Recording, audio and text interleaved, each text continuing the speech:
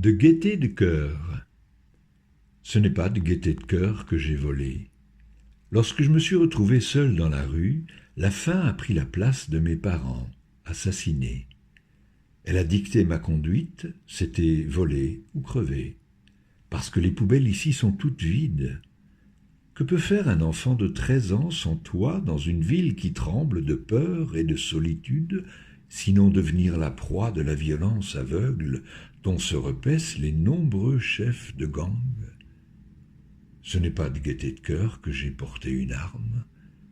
Elle a la couleur verte des 2 $ qu'ils me donnent en échange des courses qu'ils me font faire pour eux. Quand je parle de courses, ça peut être pour de la bière, mais aussi des vraies courses contre la mort. Port-au-Prince est une ville sur laquelle elle règne.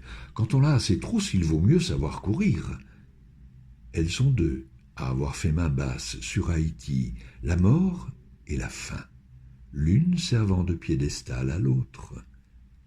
Ce n'est pas de gaieté de cœur que je me suis drogué. Très vite ils ont compris comment nous tenir en laisse, nous livrant à la poudre blanche qu'ils détiennent. Elle calme la faim, la solitude et toutes les misères, nous jetant dans leurs mains pour avoir la juste dose. Après quoi, elle nous envoie faire les sales besognes, qui laissent des jeunes filles en sang sur le sol nu, et des jeunes hommes avec un bras désarticulé pour avoir défendu le peu qu'il y avait dans la maison. Ce n'est pas de gaieté de cœur que j'ai tué.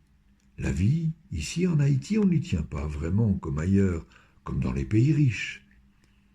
Que peut-on espérer d'une terre devenue chauve, ayant vu ses arbres brûler et sa terre s'en aller à la mer, un pays toujours tremblé, secoué, malmené par une faille profonde qui disloque ses maisons et qui n'arrête pas de devoir à son ancien maître le prix de sa liberté achetée à prix d'or?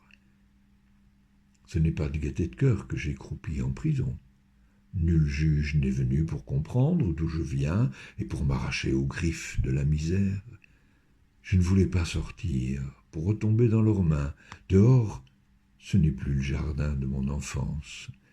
J'y mangeais des goyaves sucrées au goût acide et des papayes dont le jus nous coulait entre les lèvres.